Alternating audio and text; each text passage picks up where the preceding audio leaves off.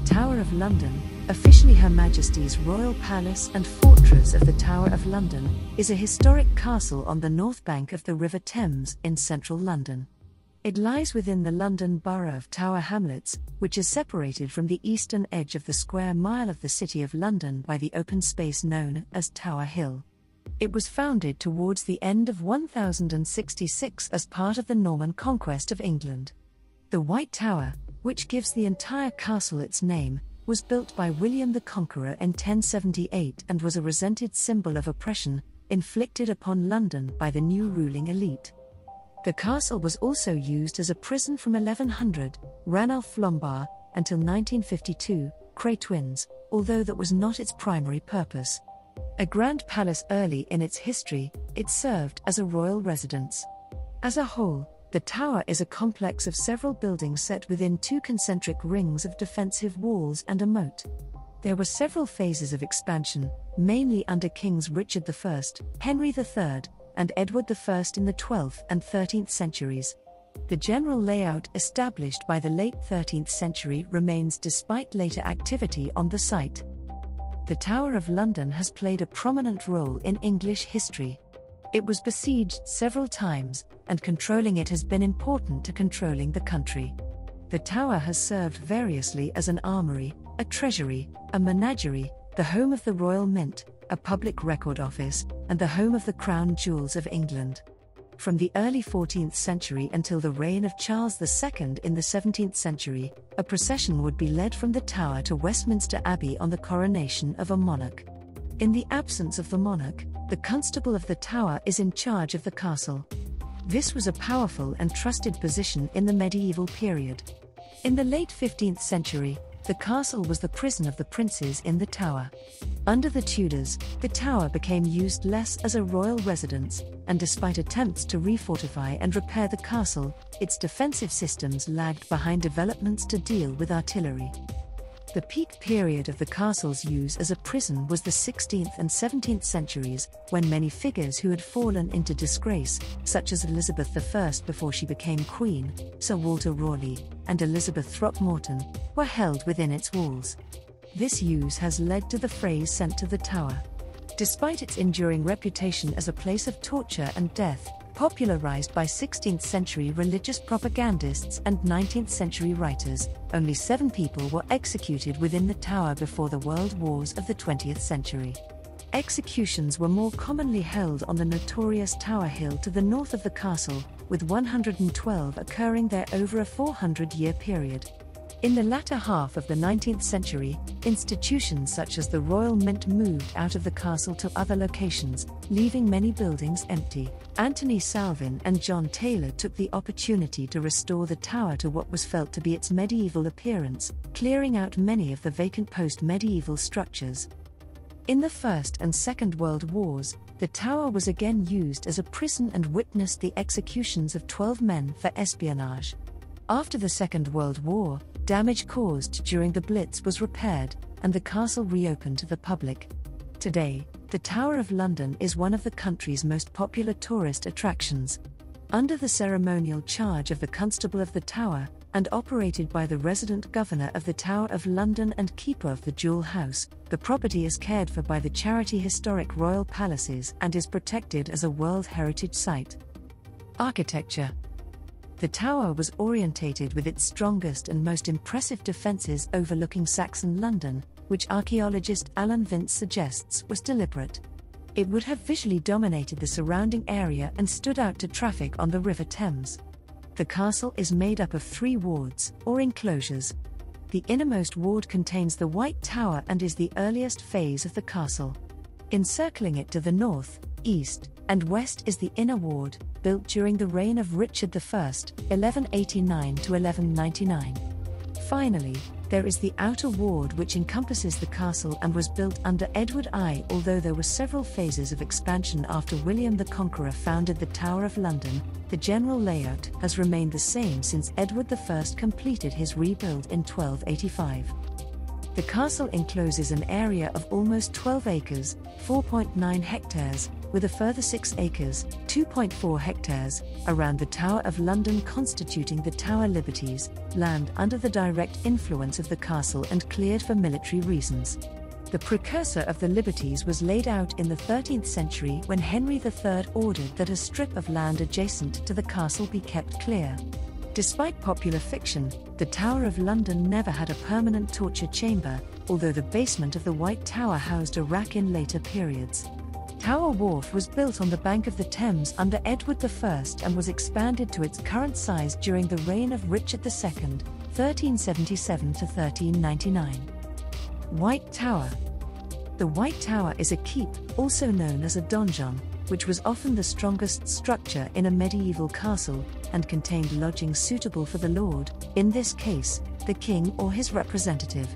According to military historian Alan Brown, the Great Tower, White Tower, was also, by virtue of its strength, majesty and lordly accommodation, the donjon par excellence.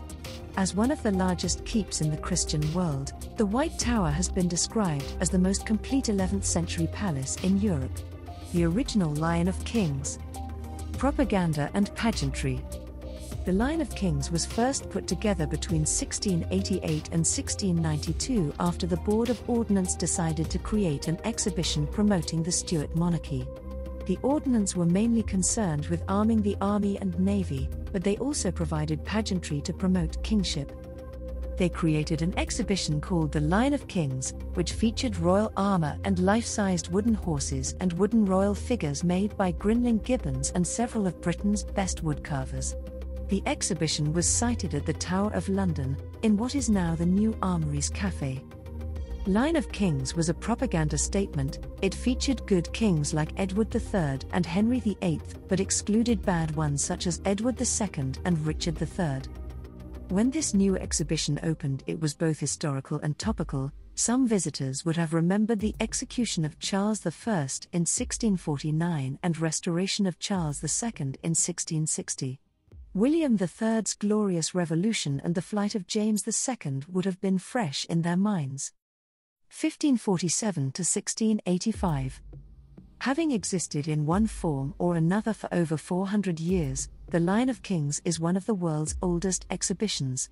Having been rearranged countless times over the centuries at the whims of monarchs and curators, the latest display allows visitors to enjoy some of our most spectacular items.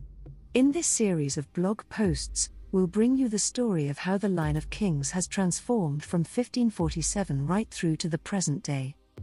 Long before the Line of Kings was first opened, the Tower of London was home to what was referred to as the Horse Armoury. Like the Line of Kings, the Horse Armoury displayed suits of armour posed upon wooden horses, but its origins are still somewhat uncertain. Before 1652 there are no known records of wooden horses as part of the Tower Armoury's displays in either inventories or visitor accounts. However, on the 25th of March 1652, a young Dutch visitor called Lodewijk Huygens recorded in his journal that he had seen the displays in the old ordnance storehouses while looking around the tower. Huygens wrote that their guide took us first to the armouries where armour, mostly new and tested, for 10,000 men was stored. After this, we entered a room where horse armour used in former times was stored on wooden horses with armed men on them. There were 2 suits of armour worn by Henry VII and 2 worn by Henry VIII themselves. They were not very costly though. Another remarkable suit of armour here belonged to John of Gaunt, a renowned warrior of a few hundred years ago, who had been more than a head taller than any person of our time. It is unlikely that there was a royal armour exhibition during the Commonwealth, but many essential ingredients were present for what was to follow. So where had they come from and why? Although there is no conclusive proof that these horses had recently been brought to the tower from Greenwich Palace, circumstantial evidence suggests that they may well have been transferred to the tower as part of a reorganization of the National Armoury. 1685 to 1785. James II came to the throne following the death of his brother Charles II in February 1685, and at his hastily arranged coronation on the 23rd of April the new king broke with the tradition of making a procession from the Tower to Westminster Abbey. However, the tower featured in James's plans in several other ways. The officers of the Board of Ordnance wasted no time in ordering George Franklin to commission a carved wooden horse and a figure with its wooden head representing Charles II. The intention was to update the horse armory so that the display featured not only the figure of Charles I, James II's father, but also his brother. However, adding Charles II was to cause some unforeseen difficulties. During June 1685, Franklin contacted Grinling Gibbons, one of the leading woodcarvers in England. 6 months later, Gibbons' workshop had supplied the wooden horse and figure at a cost of £40. At 8 times the cost of the horse made by Thomas Cass in 1669, it seems likely that Gibbons' carvings outshone the existing ones. In 1686, the board placed another order with Gibbons' workshop, this time for a horse and figure of Charles I. 1785 to 1869. The figure of George II, added as the 17th equestrian figure in the line of kings in 1768, was the last ever made for the display. The need for an exhibition illustrating the benefits of warrior kings had perhaps disappeared during the reign of George III. However, the horse armory remained one of the great attractions for visitors to London. In 1786, Sophie von La Roche recorded in her diary seeing the royal figures on horseback, concluding it is a fine sight, and looks very much more warlike than the modern uniform. At this time, the study of the history of arms and armor was developing a better understanding of the changing techniques and styles over the centuries. The antiquarian Francis Bruce published a pioneering study which illustrated many objects from the Tower armories. He also noted many of the figures of our kings, shown in the Tower of London, are the work of some of the best sculptors of the time in which they were set up. However, the historical research served to highlight that the line was more fantasy and propaganda than fact. The earliest known images of the horse armory show the display at about this time. Although the architecture of the room in the new storehouse is heavily distorted, they give an idea of the row of royal figures along the center of the room, with groups of visitors led around behind the horses first and then shown the kings from George II to William the Conqueror. Thomas Rowlandson's views also show the mass displays of armor on the walls and ceiling, as well as a yeoman warder guiding a party of visitors. Rudolf Ackermann published an aquatinta of the display by Rowlandson and Augustus Pugin in 1809, with William Coombs' description of the royal figures as large as life, and some of them appear in suits which those sovereigns actually wore. This room presents a very striking spectacle. 1869 to 2011. Despite its great public appeal, the new horse armory was causing the War Office several problems. The building's roof leaked badly, despite attempts to repair it in 1869, letting water pour onto the exhibits. Even more serious, the building had not been well constructed in 1826 and was suffering subsidence. These faults, combined with the wish by some to free the White Tower of the this and other buildings added to it, led to another move for the line. In 1882-3, the wooden horses and their armored riders were moved to a new location, for the first time inside the White Tower itself. They were installed on the top floor of the building in a large room then called the Council Chamber. This room's shape and size were not suitable for arranging the figures in a long line, as before. However, the exhibits were still a great attraction for visitors and the chamber became known as the Horse Armory. Once it was empty, plans to demolish the new horse armory were made. This would reveal the south side of the Norman White Tower, enhancing the feel of the whole site as a medieval castle. The demolition of the new horse armory building, which had housed the line of kings from 1827 to 1882, was completed in about 1885. The display of armored figures seated on carved wooden horses continued to be one of the site's top attractions, and it was now enjoyed by visitors on the top floor of the White Tower. This floor had large light wells at this time, allowing daylight into the rooms below, so the horse armory was laid out around these features, which had distinctive railings made out of real swords and pistols. Not long after the horse armory was installed in the council chamber, electric lighting was introduced to improve visitors' experience of the exhibition. The popularity of the new display is reflected in the variety of picture postcards, which from about 1900 onwards provide many different views. The yeoman warders no longer led groups of visitors around the horse armory, but they had the right to sell postcards of the tower, which many visitors bought as souvenirs, keeping them in albums. Other cards were sent by post to show friends or family the sights that they were missing. 2011 present. In 2011, the decision was taken to re-display the line once again. In preparation for this, research was undertaken into both the key objects and the manuscript and printed accounts about them. For example, during 2012 the 17th century wooden horses and selected heads were examined using paint analysis. Some of the heads were submitted for tree ring analysis, and the horses were examined internally using endoscopy and X-radiography. The War Office and Audit Office account at the National Archives were rechecked. The results showed that the carved horses and heads present interesting differences in materials, construction methods and paintwork. However, it has remained impossible so far to prove definite connections between particular horses or heads and individual carvers named in the 60s and 80s accounts. In early 2013, new designs for the line of kings were approved and the 1998 exhibition finally closed after Easter, ready for installation of the latest version of this long-running attraction. Research and conservation. The latest line of kings display in 2013 is a blend of old and new.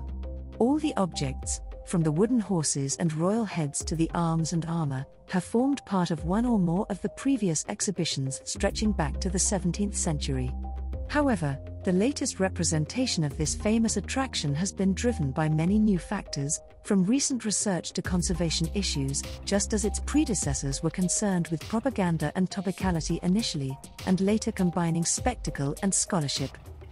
An important aspect of today's exhibition is that the wooden horses and royal heads are given equal billing with the arms and armor on show. This was not the case in the past, when the carvings were regarded merely as props, commissioned to show off the royal armors to the greatest effect. As visitors today follow the route, they can see the horses from a variety of angles, some bearing figures, some wearing horse armor and others bare. Part of the story of the line which today's display introduces is the change in approach to the objects. While a few armors have been correctly attributed to their owners since the 17th century, most have not. Today's exhibition shows how scholarly study in the 19th century began to reinterpret objects that formerly had been imaginatively billed as the armors of William the Conqueror, John of Gaunt, or a present from the Great Mogul. Throughout the gallery, information panels and labels feature drawings, prints and photographs of previous versions of the line. We hope that today's visitors will picture and comment on their favorites using digital media, leaving a record for those who redisplay the line in the future to reflect its changing yet timeless character.